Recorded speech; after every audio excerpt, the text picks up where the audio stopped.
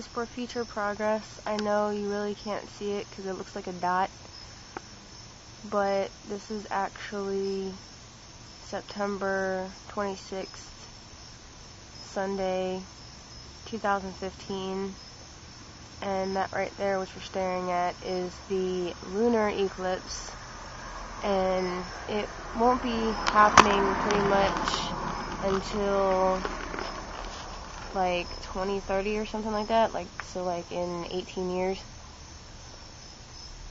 But I'm just trying to get footage of it and pictures, and hopefully it'll come out. And can't even get close to it because it's like a little blob, but that's what it looks like. I wish I had a better camera that could look at it more, but I just wanted to document this for future purpose,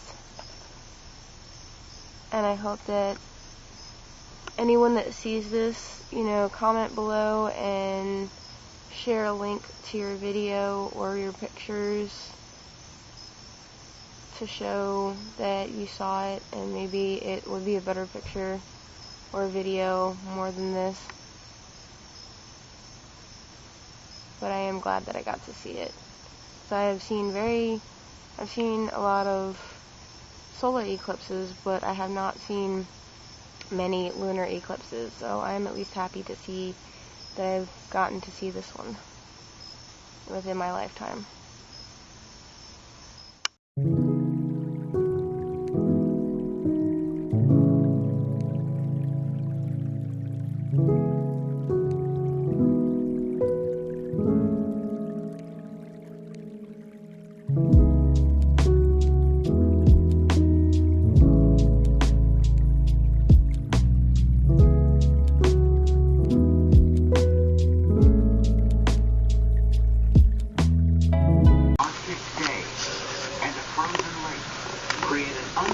Opportunity for local Cory Williams. This would be a great place to skip a rock.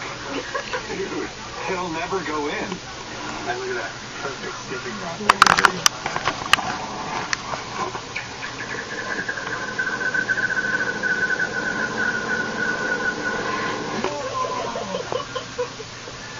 Whoa, damn, I gotta keep that again. The winter weather produces something out of this world. Oh, here we go.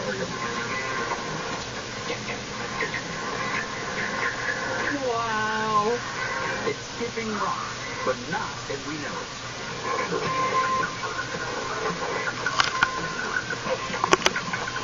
The sound is almost like a sci-fi type sound, like a Star Wars sort of light savory sort of sound.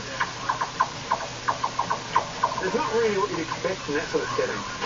Montana State University's Jordy Hendricks knows what's really behind this futuristic phenomenon. There's something I have come across from time to time, but it's not that common. And it doesn't happen on every lake.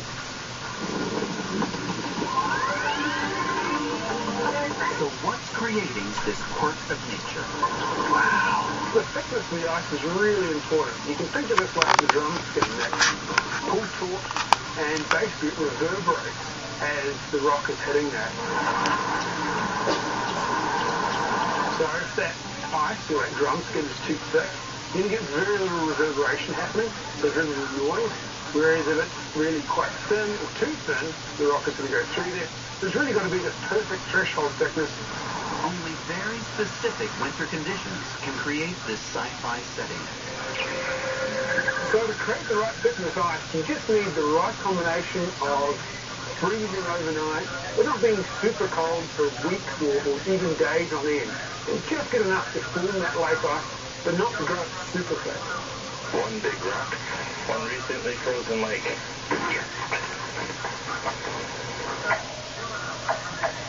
A stone hitting the ice creates vibrations that we hear as sound. This sound contains both high and low pitches. The higher pitches travel more quickly through the ice, so we hear them before the lower ones. That's why we get this distinctive laser noise. The lake's size is also important. I think the size of the lake probably has an impact in terms of the sound. It's a really big lake. Chances are you're not going to reverberate far, you're not going to hear it and get muted across the rest of the lake. But if it's really, really small, it's just not going to be audible. So next time you stumble across a frozen lake in early winter, get skipping rocks. Yes, you're doing it. All right. Along the way. May the force and the weather be with you.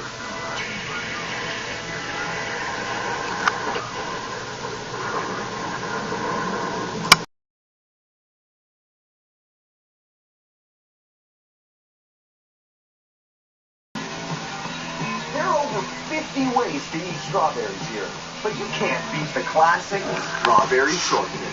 I come here every year and I get the strawberry shortcake. Tell me why these strawberries are different than anywhere else. Because they're Virginia homegrown. You're not concerned about strawberry overload right now? Tommy and Sabrina serve up their supersized version of this popular dish. They've been coming here for 10 years, and their shortcake is known as a must-have. How do we do this? What's the first step? All right, the first step is nobody wants to eat a strawberry with that green thing on. You're going to dig underneath the green, put your thumb on top, pop it off, and don't waste any berry. That's our strawberry capper. We got to slice them. Now, if we had, let's say, 900 pounds of strawberries, do you want to slice them off? No. Well, we have this handy-dandy thing. Take your bag of strawberries. Already pre-capped. Dump them in. That should be good. See that little switch there? Click it up and push it down. Oh! Push it. Perfect. Our base is just a simple sponge cake. Get you a good scoop of ice cream. Good. Put it on there. It's time to put the main ingredient to it. Strawberries. All this delicious juice. That is our special sauce. Tommy adds sugar to these fresh strawberries to make a simple syrup. Load it up. It's whipped cream time.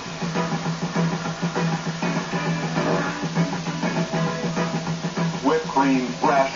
The vanilla ice cream is classic. The sweetness from those delicious strawberries soaked into that sponge cake. This is a showstopper. I like that. Yeah. The strawberries are so fresh and delicious. Tastes like they just came out of the garden. Plus. That's awesome. The strawberries with the whipped cream and the cake at the bottom is delicious. And the sponge cake? It's really good. It's got all the strawberry juices in it. Enjoy, because that's the only price you're going to get. When it's that good. It's hard to share. Strawberries are the center of attention, but if you're looking for something savory, there's lots on offer. For the past 5 years, Ed and Linda's Funnel Cake Factory has been a fan favorite. They sell thousands of funnel cakes, but they also do crazy things, like taking the classic crispy rice marshmallow square and deep frying it. Oh, wowzer! It's so hot. I can't. You gotta let that baby breathe for a minute. That's not hot. Go ahead. But their giant deep-fried pickles are their best seller. Today you went with the deep-fried pickle. Well, I like pickles and I like fried food. Do you like fried food? Everybody does. I don't think I've had bigger pickles than this. You thought it was cucumber, but it's not. That is a pickle. How do we deal with these cucumbers in disguise? First of all, you need You feel that confident to make me part of the team? I think you could do this. We'll start off with the whole pickle, and we're going to slice this pickle into 4 spears. Where are we going from here? We're going to put them into dry bread. That's corn flour, wheat flour, and some of that Cajun-style seasoning. We're going to put 4 spears in there. We'll put the top back on them. We're doing a shake, rattle, and a roll. And a roll. Next, we're going to drop them into wet mix. Cornmeal batter, which is what they use for a corn dog or some of those classic carnival foods. Drop them into this vat of oil. Please be careful. The oil is extremely hot, and it will splatter on you. How long have you guys been doing this? 5 years. We work it together, my fiancée Linda and I. You know what, Ed? I think these pickles kind of represent you and Linda. They're stuck together. We are stuck together. We have a good time. Let's just take a little peek here. I think they're about ready, and you're ready to try one. 1 serving of deep-fried pickles with ranch dressing. Yeah. Pickle's delicious. And what's nice about it is that batter. It's not all crunch. You've got a little bit of that jelly inside there. And then you're into that pickle. Nice pop of that briny taste. One down. Ready to go. The dough is good. The Yeah. pickle is good. All good. you sent him in first. You used him as the guinea pig. I especially like the breading. Yeah. Yeah, the breading is really good. The outside is very crunchy. The inside gives you a big flavor blast. Who doesn't like a big flavor blast? I don't know. I want to see if I can step back even further and hear the next bite. Oh yeah, I heard that crunch. That's a ill pickle right there. Coming up on Carnival Eats. Delicious. Legs first. In Virginia, and that means that the annual Strawberry Festival is in full swing. Local vendor Frank runs a catering business specializing in down-home dishes. But since soft-shell crabs are only in season for a few weeks every year, at this festival, it's his crab sandwich that brings in the crabs. Are you a soft-shell crab guy? I am. I love soft-shell crab. This is first for me. Are you nervous? That's the whole crab right there. Just pinchers and everything. Hey, bye.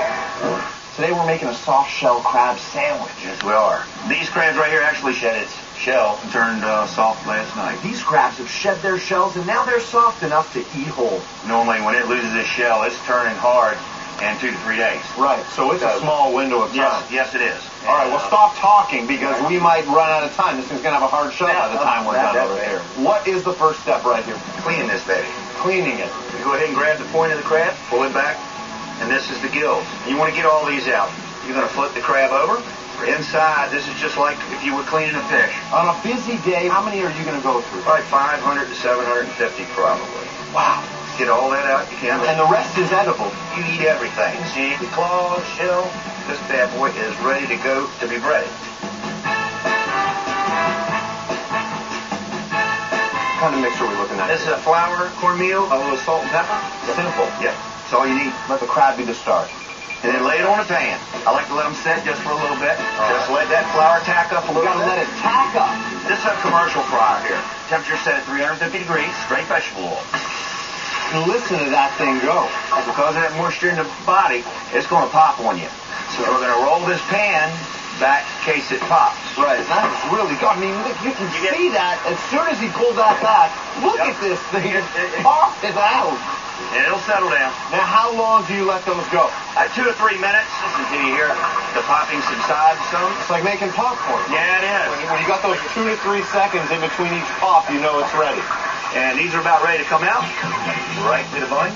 I like a smaller bun. You've got the legs hanging off the side. When you put it on or dress it up, it looks great. Put some of this. What's in here? Sriracha, sour cream, and homemade ranch. I feel like I could spit fire right now. Can't be that hot. I got a sensitive mouth, man. Put the bun on top, and you're ready to go. That's your soft shell crab sandwich. This is a nice, thick piece of crab. This is as fresh as it gets. 7 minutes ago, this thing was making a run for it. You got the crunch, you got the cream, and a level of seafood that you don't get to enjoy very often. When you got a half of it hanging out your mouth, you know it's good. For your first bite, you didn't go in soft. Oh, good. Legs first. That's the best part. Crunchy, got that good seafood flavor. I really like the sauce on there. Overall, I'll give it an A. Are you leaving any for me?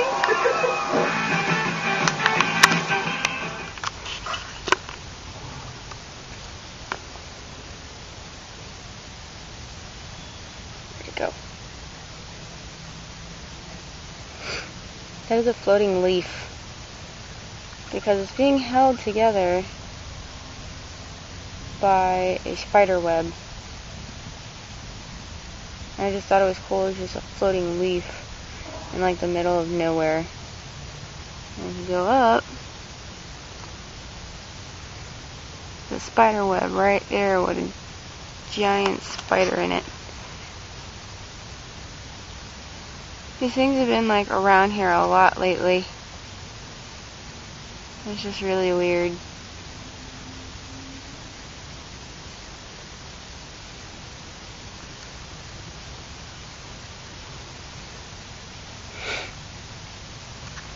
Ooh, floating leaf.